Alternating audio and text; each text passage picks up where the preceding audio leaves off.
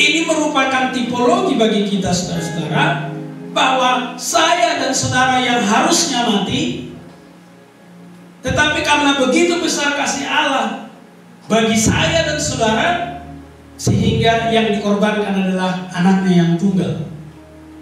Nyawa Yesuslah yang menggantikan nyawa saya dan saudara. Itu sebabnya kita ini kan semua berhutang nyawa kepada Tuhan. Nah, pada hari Paskah itu yang diperingati. Saya dan saudara yang harusnya mati, tapi Kristus yang mati bagi saya dan saudara. Itu makna biologisnya Paskah itu sendiri. Nah, berangkat dari sini, 50 hari ke depan itu ada satu perayaan penting lagi, namanya yaitu Pentakosta. Pentakosta itu adalah hari raya panen. Hari raya panen. Salah satu aturan merayakan hari Pentakosta adalah bersukacita. Tidak boleh. Itu adalah hukum Tuhan. Ketika warga Israel diperintahkan Tuhan untuk merayakan Pentakosta, harus bersukacita. Itu sebabnya perayaan ini begitu menarik, saudara. Kalau saudara perhatikan kembali ke Kisah Para Rasul 2 ayat 5. Waktu di Yerusalem diam orang Yahudi yang saleh dari segala bangsa di bawah kolong langit.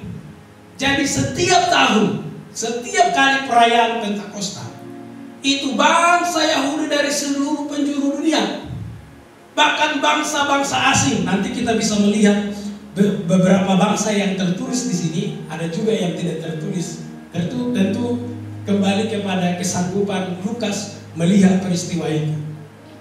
Tapi yang jelas di situ ada mewakili bangsa-bangsa asing. Saat itu banyak bangsa berkumpul. Dan ingat tadi saya katakan, ketika merayakan hari raya Pentakosta harus bersukacita. Itu salah satu perintah Tuhan.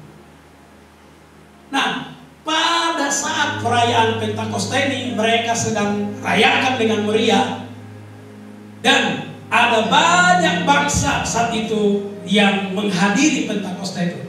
Pada saat itu apa yang terjadi? Ayat yang kedua, Kisah Para Rasul 2 ayat kedua. Tiba angin keras yang memenuhi seluruh rumah di mana mereka duduk, dan tampaklah kepada mereka lidah seperti nyala api yang bertebaran dan hinggap pada mereka masing-masing. Ayat yang keempat. Maka penuhlah mereka dengan Roh Kudus, lalu mereka mulai berkata-kata dalam bahasa lain seperti yang diberikan oleh Roh itu kepada mereka untuk mengatakannya. Saudara, ketika Roh Kudus dicurahkan, perhatikan baik-baik. Roh Kudus itu kan roh, kita nggak bisa lihat. Tuhan itu begitu ajaib, saudara.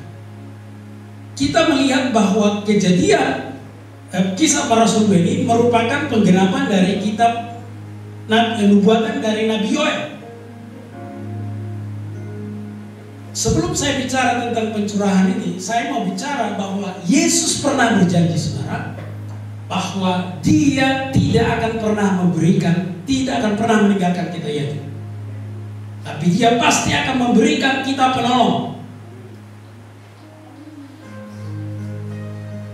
Dia pasti memberikan kita penolong yang menyertai kita sampai selama-lamanya. Di mana penyertaannya itu yang tidak dipengaruhi oleh apapun juga. Sekali Dia menyertai kita, tetap Dia menyertai kita, karena Dia adalah Allah yang imam. Nah, maka secara manusia, saudara, ketika janji itu digenapi, kita mau bukti, benar atau tidak? Nah, kalau kita janji di sini, siapa yang janji di sini nggak mau buktinya? Semuanya, mana janjimu? Pasti minta bukti toh. Maka di ayat yang ketiga ini, saudara-saudara, ini adalah peristiwa yang dahsyat. Saya bayangkan, saudara, tadi malam saya merenung, wow, luar biasa. Seandainya saya pada saat itu adalah pengalaman yang paling luar biasa yang tidak pernah terjadi di dunia dua kali. Maka Tuhan memberikan tanda secara lahiriah. Tanda secara lahiriah ini yang bisa disaksikan bukan hanya orang Yahudi, bukan hanya orang percaya pada saat itu, tetapi juga bangsa-bangsa asing. Luar biasa kan? Tuhan menggenapi, Yesus menggenapi janjinya, Tuhan juga menggenapi nubuatan Nabi Yoel, bukan sedang lagi sepi-sepi, bukan. Tetapi Tuhan menggenapinya pada saat perkumpulan orang banyak. Artinya apa? Supaya semua orang tahu bahwa apa yang difirmankan Yesus ya dan amin. Supaya semua orang tahu bahwa nubuatan yang tertulis dalam kitab Yoel digenapi. Kita gak pernah meragukan itu lagi. Kapan digenapi? Kapan digenapi? Seperti kitab Wahyu kan, lagi ngetren sekarang kitab Wahyu. Karena ada katanya tanggal 26 Mei akan terjadi rapture. Saya gak takut sih, senang-senang aja. Tapi masalahnya di Alkitab tidak ada tanggal.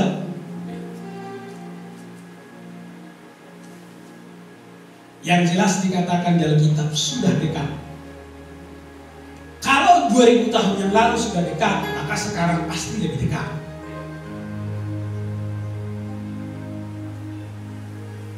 Nah tapi kan ini kan gak ada bukti lahiriahnya kan. Belum kita lihat bukti lahiriahnya kan. Bukti lahiriahnya yang cerita apa? Itu nanti orang hilang semua toh. Ada nanti baju apa semua tinggal di situ. Itu bukti lahiriahnya. Dan pencurahan Roh Kudus ini bukti lahiriahnya itu luar biasa. Lidah api. Siapa yang bisa buat lidah api dan tidak membakar? Masih ingat ketika Musa bertemu dengan Tuhan dalam bentuk lidah api dan tidak membakar. Kemudian ada bahasa lidah. Bahasa lidah itu glosolali, bahasa lidah. Nah kemudian kalau oleh aliran karismatik maksud saya, ini menyebutnya bahasa roh. Sekalipun sebenarnya kalau secara literalnya itu adalah bahasa lidah. Nah bahasa lidah ini itu dimengerti oleh orang lain. Kalau kita lihat nanti di pasal-pasal berikutnya, itu dimengerti orang lain. Mereka ini kan orang Yahudi, kok mereka pakai menggunakan bahasa kita? Ya, ayat 8. Ayat 7 mulai. Ayat saya baca ayat 7 mulai. Silakan ayat 7. Maka semua tercengang-cengang dan heran lalu berkata, bukankah mereka semua yang berkata-kata itu orang Galilea? Bagaimana mungkin? Mereka heran, tercengang-cengang, bagaimana mungkin? Bukankah bagaimana mungkin masing-masing mereka mendengar berkata-kata dalam bahasa kita sendiri, yaitu bahasa yang kita pakai di negeri asal kita. Kita orang Partia, Media, Elam, Mesopotamia, Yudea, Kapodia, Pontus, Frigia, Familia, Mesir, dan daerah-daerah Libya yang berdekatan dengan Kirene, pendatang dari Roma. Kita bisa melihat termasuk baik orang Yahudi mau penganut agama Yahudi, orang Kreta, termasuk orang Arab ada pada saat itu. Kita mendengar berkata-kata dalam bahasa kita sendiri tentang perbuatan-perbuatan besar yang dilakukan Allah. Jadi ketika mereka berbahasa lidah, yang mereka ceritakan itu adalah perbuatan Allah yang besar, tapi didengar dalam bahasa ibu, didengar dalam bahasa lokal. Jadi bahasa lidah yang ada dalam Kisah Para Rasul 12 ini adalah yang dimengerti orang lain.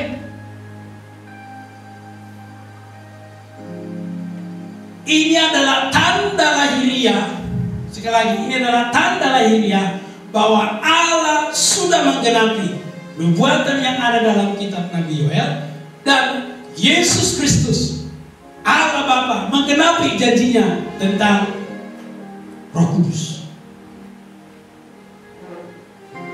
Maka yang menyertai kita mulai hari ini sampai selama-lamanya, seperti yang dijanjikan oleh Yesus dalam Matius 28 ayat 19, Aku akan menyertai kau selama-lamanya sampai akhir zaman.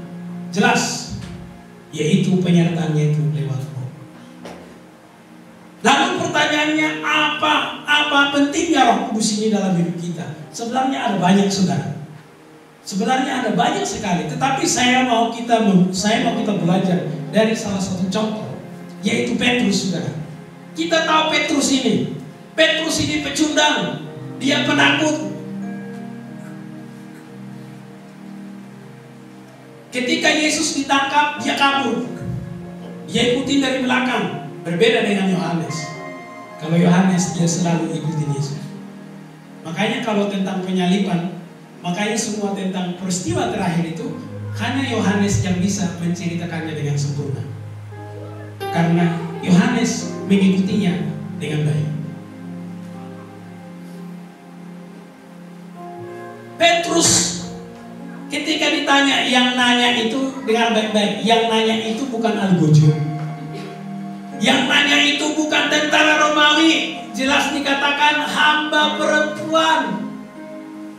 Lah kalau orang Medan bilang ini cemen sekali sama perempuan aja gak berani. Ditanya loh, bukan ditantangin. Beda toh? Cuma ditanya doang dia. Dia nyangkal 3 kali.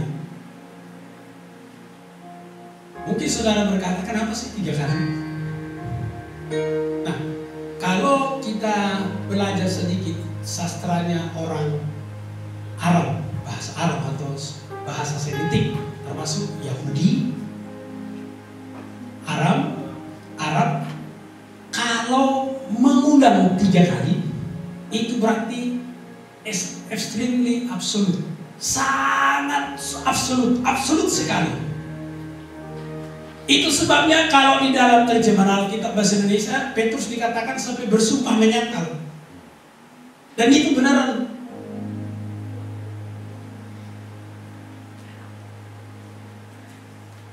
Lalu apa yang terjadi? Kita bisa melihat Petrus ini, ya. Dia omongnya banyak, ya.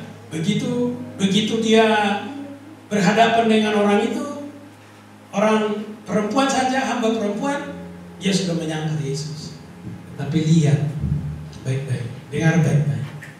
Ketika Petrus dipenuhi Roh Kudus, hidupnya tidak pernah sama lagi. Hidupnya berubah. Saudara, dalam sebelum masa-masa 40 hari, Petrus pernah memancing dengan teman-temannya. Itu bukan karena dia kecewa, karena dia saat itu belum mendapat mandat, belum mendapat tugas. Yohanes pasal yang ke-20. Kemudian Tuhan Yesus memberikan mandat bagi dia, dan Yesus juga menubuatkan bagaimana dia akan mati. Dan ketika Petrus dipenuhi Roh Kudus, dia adalah pengkhotbah nomor 2 terbesar di Alkitab.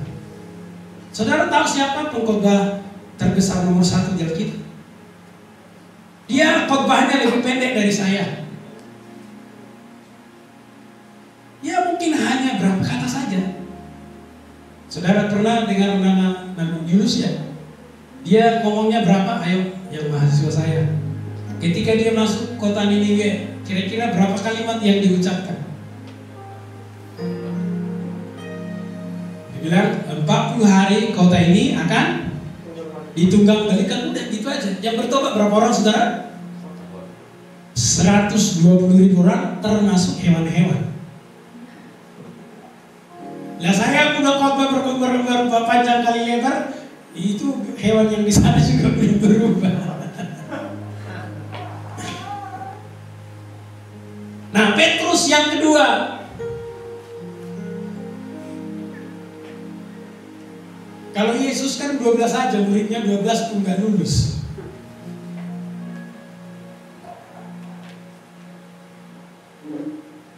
Petrus itu 3.000 orang. Ini saya bukan berarti berbicara Petrus lebih hebat dari Yesus, bukan soal hasil. Tapi semua kita ini hasil daripada pengorbanan Yesus. Ini saya bicara kuantitasnya saja, bukan kualitas. Jadi saudara, jelas kita bisa melihat ada perubahan yang begitu luar biasa dalam kehidupan Simon Petrus. Kemudian saudara, Thomas. Kita tahu Thomas itu adalah, kita sebut dia orang yang paling keras kepala. Dan kita bersyukur juga ada Thomas, saudara. Kalau nggak ada Thomas, kita nggak tahu jalan ke surga. Kan gara-gara Thomas toh, dibilang, Yesus tunjukin dong jalannya. Lalu Yesus bilang, akulah jalan dan hidup dan kebenaran. Tidak ada seorang pun yang datang kepada Bapa kalau tidak melalui aku. Dan kita tahu Thomas, dia menjadi misionari ke India. Demikian juga murid-murid lainnya. Ada perubahan yang sangat signifikan di dalam kehidupan mereka ketika mereka dipenuhi Roh. Maka saudara dan saya, ketika kita sudah mencoba berkali-kali, saya tidak tahu apa yang mau kita rubah. Alkitab bilangkan kita harus bertobat. Ada hal-hal yang tidak berkenan di mata Tuhan. Saya tidak tahu apa pergumulan saudara. Saya tidak tahu apa yang sedang Anda gumuli. Yang mungkin sudah bertahun-tahun, Tuhan saya tidak mau begini. Saya tidak mau jatuh bangun. Saya sudah berpuasa, tapi masih tetap aja balik.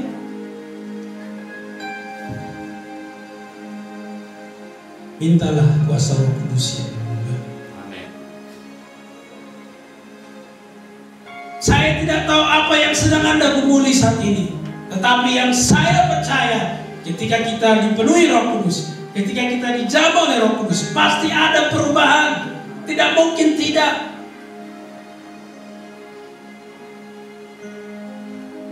Di Alkitab jelas ada bukti-buktinya murid-murid Yesus, termasuk gereja mula-mula. Ketika mereka dipenuhi Roh Kudus, ada perubahan yang signifikan dalam hidupnya. Saya tidak merendahkan bahasa roh, tetapi harusnya orang yang berbahasa roh ataupun orang yang berbahasa lidah harus menunjukkan transformasi dalam hidupnya, harus menunjukkan perubahan demi perubahan. Kita tidak langsung seperti malaikat, tidak, ada proses demi proses. Nah, itulah yang kita jalani setiap hari. Kalau bahasa teologisnya ini disebut progressive sanctification, pengudusan yang progres. Kita semakin hari semakin diubahkan sama seperti Kristus. Karena apa? Kita ini semua ditentukan segambar dengan Kristus. Maka goal saya dan saudara adalah kita ini harus berubah sama seperti Kristus. Itu yang menjadi hidup kita. Jadi kita tidak hanya datang, duduk, pulang, dengar ibadah, tapi harus ada perubahan demi perubahan. Tuhan tahu kita punya kelemahan. Tuhan tahu kita punya kekurangan. Tapi kasih Tuhan itu tidak tergantung dengan kelemahan dan kekurangan. Itu sebabnya Dia berikan kita penolong, yaitu Roh Kudus. Kita nggak perlu meragukan lagi. Kenapa? Tadi saya sudah katakan bahwa sudah ada bukti lahiriahnya dan disaksikan oleh bangsa-bangsa. Maka sekarang kita tinggal mengimaninya saja. Roh Kudus itu adalah penolong kita. Maka saudara-saudara, pertanyaan saya, seberapa jauh, seberapa kuatnya kita bersandar kepada Roh Kudus untuk mengadakan perubahan dalam hidup kita?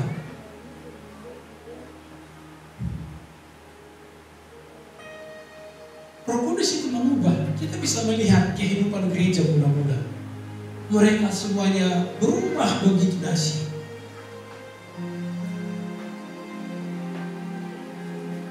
Maka hari ini saudara-saudara, kita memperingati Hari Raya Pentakosta. Kita juga sedang memperingati di mana kita harus mengalami transformasi besar-besaran. Kita nggak usah menuntut orang lain, kita sendiri. Saudara dan saya tidak perlu menunggu si A, si B, dan si C berubah. Tidak. Karena setiap kita ini punya kedekatan masing-masing dengan Tuhan. Setiap kita ini punya hubungan masing-masing dengan Tuhan. Maka perubahan itu harus yang terjadi pertama-tama di dalam diri kita. Harus ada transformasi.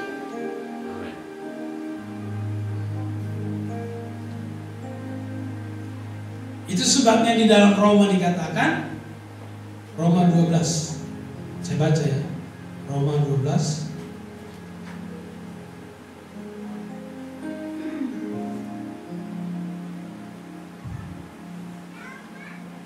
ayat 2 ya, saya baca ya. Janganlah kamu menjadi serupa dengan dunia ini, tetapi berubahlah oleh pembaharuan budi. Metanoia, berubah, metamorfosis, mulai dari telur, kemudian ulat, kepompong, jadi kupu-kupu. Harus ada perubahan demi perubahan di dalam hidup kita.